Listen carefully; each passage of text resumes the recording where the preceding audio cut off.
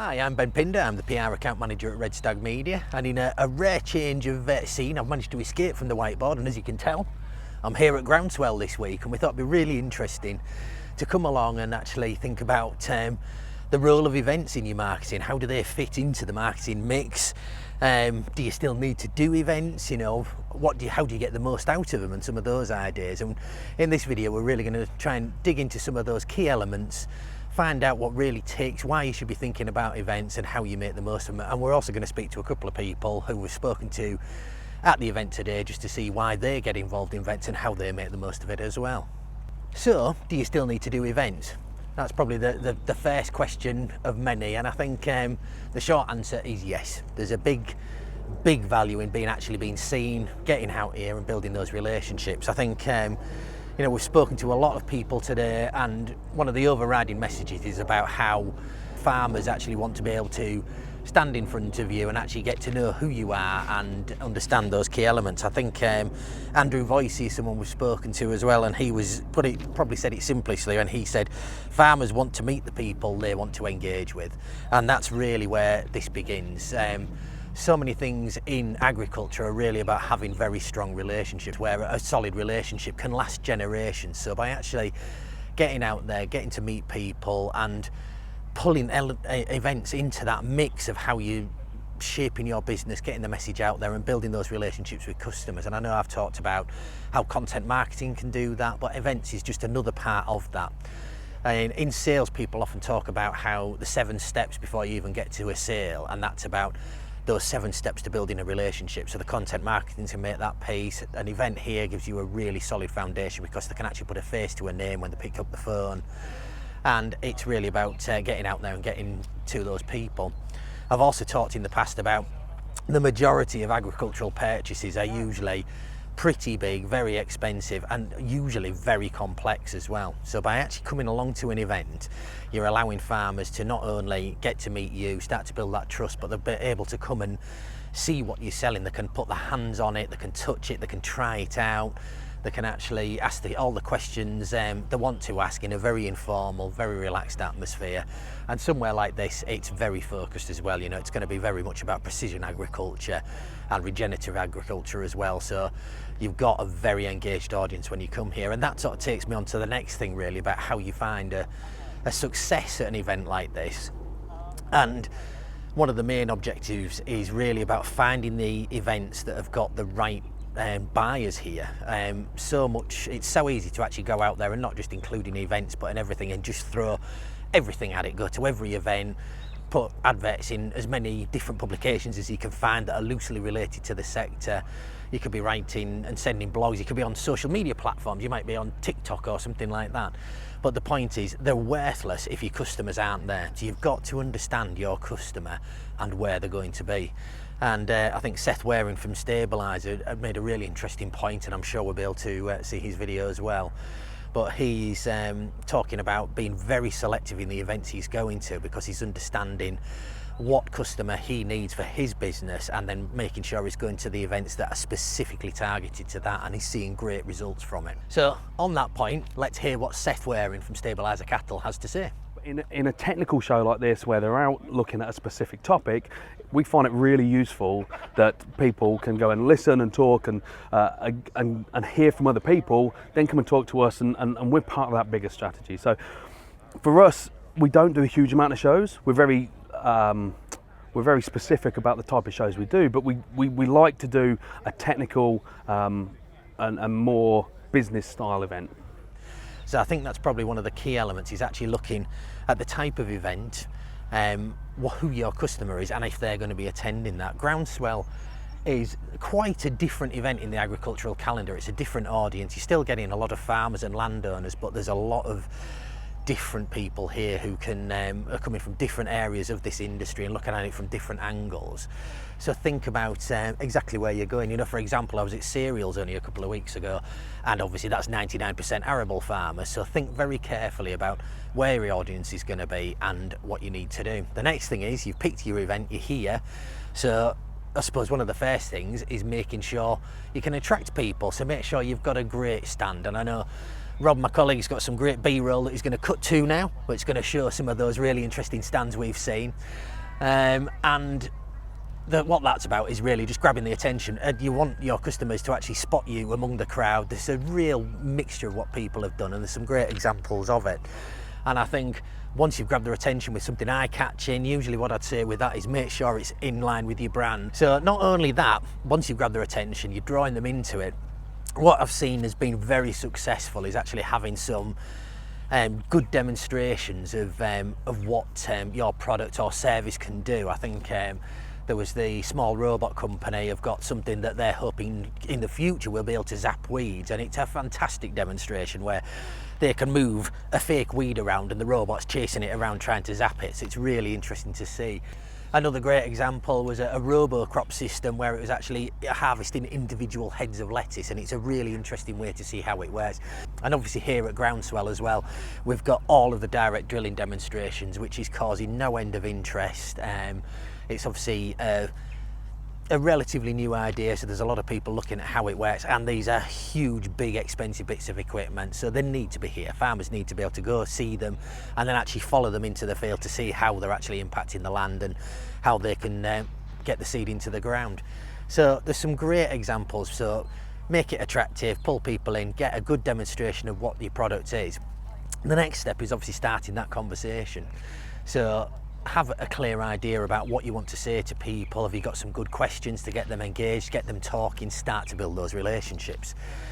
Next, obviously, make sure you capture that data. And once you've got someone on the stand, you're chatting away, what you need to be able to do is capture their information, because today is only the beginning of the journey. Yes, you might get lucky and you might get someone who goes, yes, I will buy that £200,000 drilling machine today, here's my checkbook. But in more likelihood, it's going to be a long process trying to actually build that relationship, build the trust, answer the questions. So make sure you capture their email, their phone, whatever you need them to do, and give them a way to actually directly engage with you. And with that said, shall we have a look at what Andrew Voysey at Searle Capital had to say as well? But then crucially, of course, we'll indicate what the simple next step is in the journey to understand whether what we do offers value for them. In our case, that means going onto our website and for free simulating the sort of carbon earnings they could generate through our carbon payment program. And once we have the contact details to follow up with people with their permission, of course, that allows us to continue that relationship development over the following days and weeks.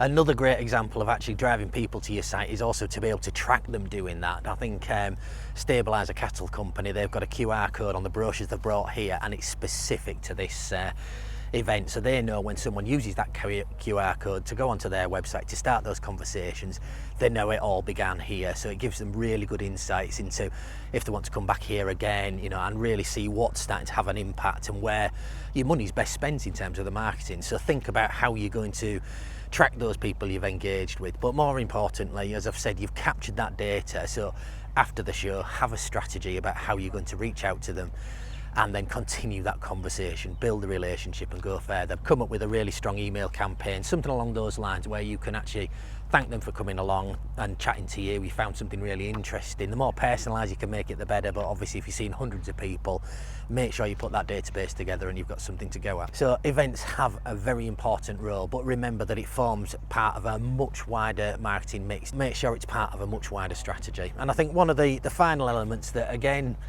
one of the people at the show has told me is trying to maximise your appearance here. There's usually media partners associated with shows. See if you can work with one of those media partners to try and get a little bit of extra coverage. Or if you're up for it, look for a speaking position as well, because there's going to be loads of talks and conferences going on. If you've got something valuable to say, which inevitably you should have, because your business should have something that can add value to the people who are attending the show, try and get on a conference panel so you can actually talk about your product, your insights, your experiences, something that you can share and show have value to the audience, and it also helps to demonstrate your expertise and raises the profile of your business. So as I've said, events are great. Make sure it's part of a much wider marketing mix, and if you've got any questions about how to make the most of an event, drop us a line and we'll see what we can do. So we've hopefully had some great insights there, but obviously, as I've said, we've spoke to loads of people today, and I know both Seth and Andrew, who you've seen in the video so far, they had some really good insights as well. So here's some more on that, and we'll see you soon. My name is Seth Wareing. I'm the business manager of Stabiliser cattle company. We select and breed cattle for efficiency, sustainability and profitability. We've got 100 multipliers up and down the country that breed and work together to breed the best and the most profitable animals. So we like coming along to shows like this as part of our bigger marketing strategy. The aim really is to get our name out there, get the brand out there. The most important thing for us from a show like this is really getting new leads. And yes, it's nice to come and talk to our existing customers, but for us it's driving new business, and it's making sure that we can get our message across in a simple and as efficient form, but talking to those new people. There's a whole heap of tools that we use to measure and record that. You know, we use our CRM system to capture names and addresses, but also on a lot of our marketing material, we've got new QR codes that will allow us to identify that actually somebody picked a leaflet up at this event. And so when we're looking at events and shows next year in the future, it will allow us to see which of the shows have been more useful to us. So events in our overall marketing strategy would only form a small part of what we're trying to do. We find that a lot of the other channels are more efficient at getting that message over, but really technical events like this, where people are focusing on a small area or knowledge base, where we're leading in that space is definitely where we want to be and where we go to. So we tend not to do the big broad farm shows or the big agri shows where people just tend to want to have a day out and come and have a beer. That's not where we see our business. We want to talk to new people about technical and business improvement reasons. So what I've really noticed this year walking around the shows is actually everything has got a lot more casual. Whereas previously, I think you'd have seen a lot of people in shirt and ties, but people now, they want to have a sensible conversation about business. They're not turning up in their shirt and ties, and they want to have an honest conversation that's not necessarily pre-planned or working to a script. They want to find out what's going on and how it works on the ground. So we're open to that, and we think that's been working really well. We like the more low-key approach. And actually, at this show we've been at today has been fantastic because we've had a whole heap of new contacts that I think will lead into really good business. My name's Andrew Voysey. I work for Soil Capital. We're a regenerative agronomy firm that runs Europe's first certified carbon payment program for farmers. Soil Capital runs a carbon payment program for farmers, and that is a new area of activity for farmers and for the market. We know that farmers want to meet the people that they're considering engaging with, build trust, build relationships. To do that, we've got to attend events in person and connect with farmers that are curious, that are interested, that have questions. And so coming to Groundswell is a brilliant way to do that. Obviously, we meet people very efficiently because there's lots of people here, but people are here to learn and exchange ideas, and that's exactly the sort of mindset that we're looking for. To maximise the value of attending events, we first try to raise the profile of our presence here as much as possible by speaking during the conference programme or doing other events that bring us to people's attention. We'll then obviously spend as much time as we can engaging with people on the stand, building relationships, answering their questions, but then crucially, of course, we'll indicate what the simple next step is in the journey to understand whether what we do offers value for them. When we look at the range of different types of marketing channels that we work in, we do of course work across a range of digital media as well as in-person events. We see that in-person contact with farmers is really important for us right now. And that goes back to the fact that because we're doing something relatively new, the carbon payment program for farmers, trust is essential, and it's really hard to build trust only online. We have to convey that we're real people with real emotions and strengths and weaknesses and humility in order to start that relationship off in the right way, and that's why physical events are so important.